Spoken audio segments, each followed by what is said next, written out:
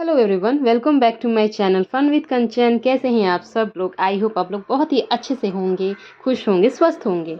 और background noise को ज़रा अगर आ रही है तो प्लीज़ इग्नोर करिएगा।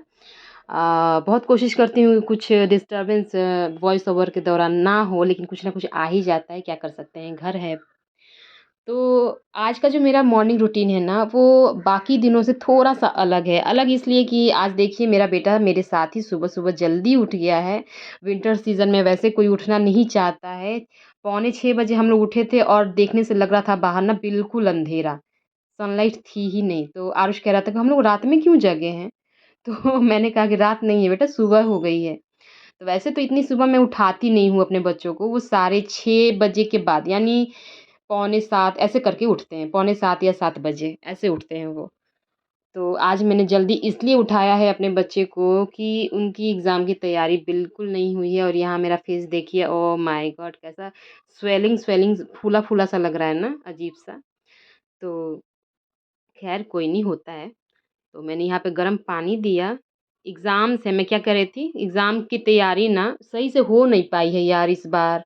क्योंकि जो फेस्टिव सीज़न गए हैं, दिवाली, छठ पूजा, उसके बाद रामेश्वरम, मैंने कुछ ना कुछ एक के बाद बर्थडे, एनिवर्सरी, कुछ ना कुछ मतलब लगा ही रहा। बच्चों की पढ़ाई ठीक से हो नहीं पाई है। जो एक होता है ना कि सैटिस्फैक्शन रहता है कि नहीं पूरी तैयारियाँ हैं मेरे बच्चे की, तो वैसा मुझे नहीं आ रहा है। मुझे लग रहा है कि ना कुछ मैंने छोड़ दिया है अपने बच्चे को। इसलिए मैंने कहा कि बेटा परसों से एग्ज़ाम है तो आज उठ जाओ थोड़ा-सा, उठ के थोड़ा कुछ पढ़ लो। तो एक बात है, जब मैंने आरुष को उठाया ना, उसने ज़रा-सा भी आनाकानी नहीं की, वरना विंटर सीज़न में सब बच्चे थोड़ा आलस करते हैं, हम बड़ों को भी आलस हो जाती है। लेकिन ऐसा उसने कुछ नहीं किया, वो झट से उठ गया और कह रहा था कि हाँ, मैं इस बार पढ़ने में सुबह-सुबह ना मज़ा आएगा। उसको ना थोड़ा एक अलग चीज़ मिला था ना, पहली बार वो सुबह-सुबह उठ के इस तरह से भोर में पढ़ने के लिए उसको मिला था, तो उसको अच्छा लग रहा था। पहली बार है इसलिए उसको मज़ा आ रहा है। अब ऐसा थोड़ी है कि वो रोज़-रोज़ उठ के इतना सब सुबह-सुबह थोड़ा पढ़ ले तब तो हम धन्य हो जाएँगे, हम माँ-बाप। बच्चे अगर अब खुद से पढ़ना स्टार्ट कर दें तो, हे भगवान! बच्चों के पीछे ना मतलब थोड़ा लगना पड़ता है हम पेरेंट्स को भी, ख़ासकर माँ को। पापा लोगों का क्या है, वो तो ऑफ़िस में रहते हैं, वो बेचारी ज़्यादा देर तो घर में पे रहते नहीं हैं। और यहाँ ना दोस्तों मैं पूछ रही थी आरुष से कि तुम उठे हो तो भगवान जी को प्रणाम किए हो? तो कह रहा था कि नहीं अभी तक तो नहीं किया है। तो मैंने कहा कि जल्दी से पानी पी के आप प्रणाम कर लो। बच्चों को ये थोड़ा ना ये सब सिखाना चाहिए। प्रेयर में बहुत ताकत होती है गाइज़। वो बच्चे हों या बड़े, एक बार जाके भगवान के सामने हाथ तो ज़रूर जोड़ना चाहिए। बहुत ज़्यादा मैं ये नहीं कहती कि ये करो, दिया बत्ती करो, नहीं। लेकिन हाथ जोड़ना हमें ज़रूर सिखाना चाहिए कि सुबह-सुबह जाके आप गॉड को अपने एक अच्छे दिन की शुरुआत के लिए उनको थैंक यू ज़रूर बोलो कि हम आज अच्छे से उठे हैं और मेरा दिन भी पूरा अच्छे से बीते, बस।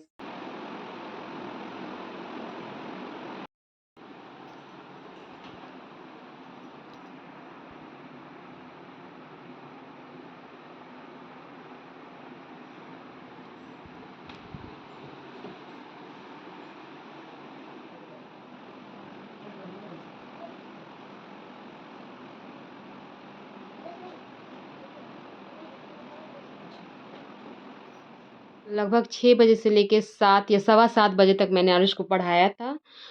क्योंकि मैथ था ना इसलिए मुझे बैठ के उसको बताना तो पड़ेगा ही, आपको थोड़ा बैठना पड़ेगा बच्चों के साथ। और कोई सब्जेक्ट रहता है तो एक बार आप समझा देने के बाद बच्चों को खुद याद करना है, आरुष खुद ही याद करता है। उसमें मुझे ज़्यादा मेहनत नहीं करनी पड़ती है, बस समझाने भर मैं उसके पास बैठूँगी, उसके बाद अपना काम में लग जाती हूँ। तो यहाँ तो मैंने सवा 7 बजे तक बताया, उसके बाद कहा कि अब तुम खुद करो, अब मुझे अपना काम है, मुझे वो भी देखना है। तो मैं अपना डेली रूटीन का जो काम होता है, झाड़ू-पोछा, खाना, नाश्ता, उसमें मैं अपना लग गई थी उसके बाद।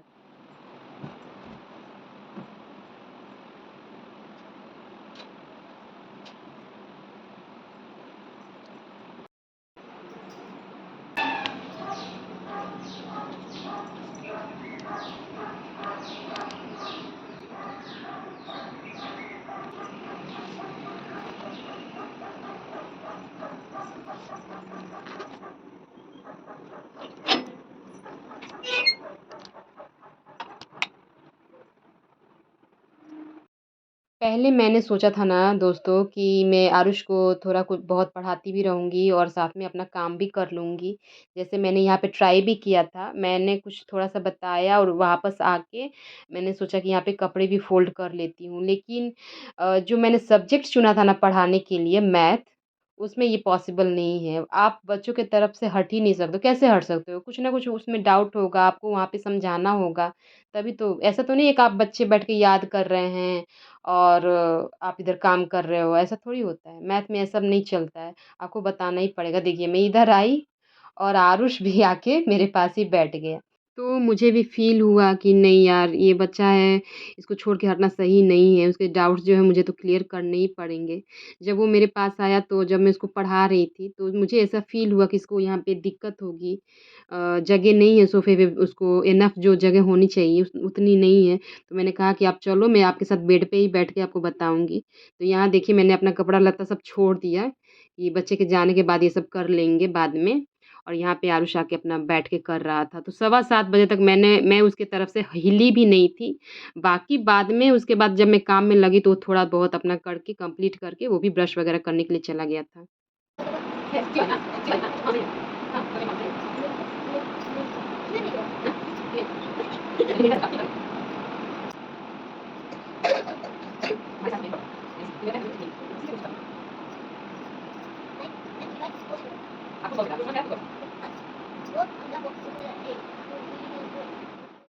बच्चों को पढ़ाने के लिए ना आपके अंदर बहुत सारा पेशेंस होना चाहिए, सब्र जिसको कहते हैं वो होना चाहिए। आप उतावले होके एकदम टेम्पर होके नहीं पढ़ा सकते। बहुत सारा उसको धैर्य से आपको बच्चों को लेके पढ़ाना पड़ता है और इसी वजह से शायद पापा लोग कभी भी बच्चों को पढ़ाने के लिए नहीं बैठते हैं क्योंकि पापा लोगों के अंदर इतना सब्र नहीं है जितना हम माँओं के अंदर है कि नहीं?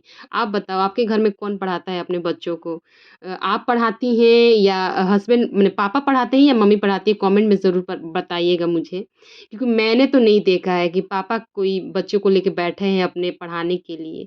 वो खेलेंगे, कूदेंगे ठीक है, लेकिन पढ़ाएँगे नहीं। वो पढ़ाने से बहुत भागते हैं कि भाई बच्चा अगर पढ़ाना तो दूर, 1 से 2 अगर सवाल पूछ लेता है ना तो बस उनका तो हाई हो जाता है कि अब ज़्यादा सवाल मैं जवाब नहीं दूँगा, अब जाओ तुम अपना काम करो, जाओ खेलो उधर। बस यही जवाब होता है। और यहाँ मैं अपने काम में लगी थी, यहाँ भी वो मेरा पीछा नहीं छोड़ रहा है आरुष। यहाँ भी आके कुछ न कुछ पूछ रहा है। मैं मना कर रही हूँ कि बेटा मत पूछ, अब जाके अपना रेडी हो। लेकिन पता नहीं वो क्या-क्या बनाए ही जा रहा था और यहीं पे लिखना देखिए स्टार्ट भी कर दिया है।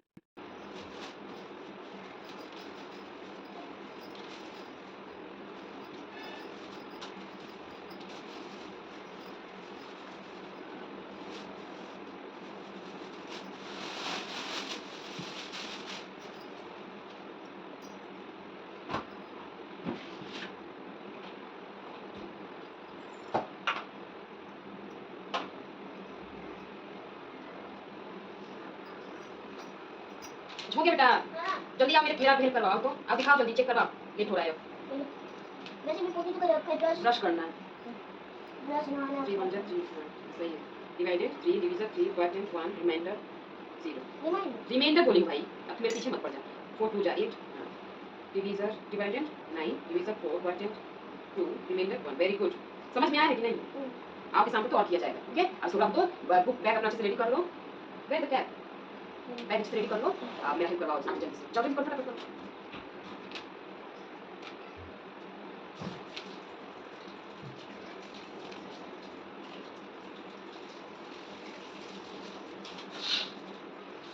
ये प्याज की टोकरी में डाल दो।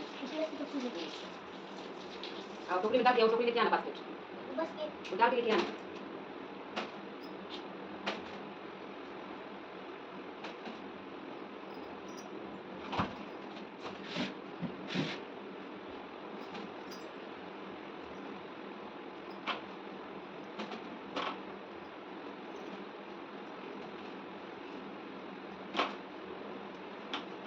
ये थैंक यू।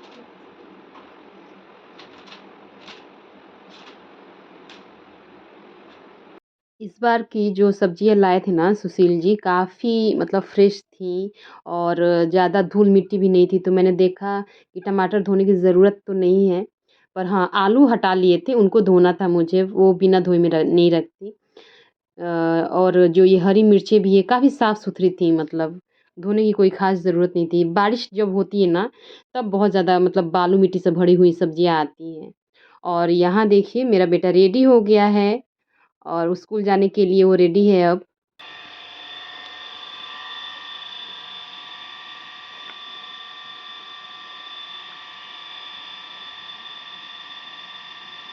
कितने कोमल-कोमल मासूम से प्यारे से एकदम होते हैं ये बच्चे। और इनका स्कूल बैग, हे भगवान! कितना भारी। ज़माना जिस तरह से बदल रहा है इसके इनके स्कूल बैग का वज़न भी उसी तरह से बढ़ रहा है, भगवान। बाबा! पहले ही टांग लेगा तो उठा पाएगा। दे लंच बैग, तू लंच बैग लेके चल। चल देखी सब ठीक है ना? हाय हाय। इनको 5 लाख ठीक है? फ़ोन में देख के ठीक करेगा। वहाँ फोन से भी हम अपने आप को देख सकते हैं। उसके बाद आई कार्ड उल्टा कर लिया इसने। चल चलो को भैया से बोल दें। शुभी, हम छोड़ के आ रहे हैं बाबू को, ठीक है? और कपड़ा पहन लो। गेट बंद कर दो। टॉवल डाल देना। भाव हैं? बाबू झाड़ू नहीं, झाड़ू नहीं, झाड़ू नहीं। है भाव उनका अड्डा बन गया यहीं पे।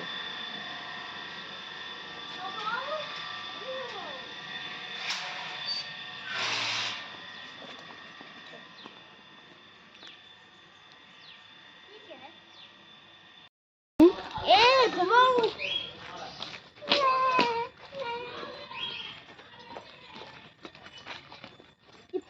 इनकी अभी तक सुबह नहीं हुई है।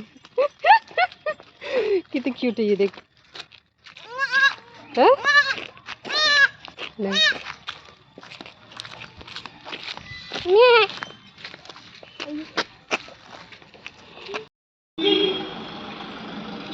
अभी तो फिर सुबह हो गई है। मम्मी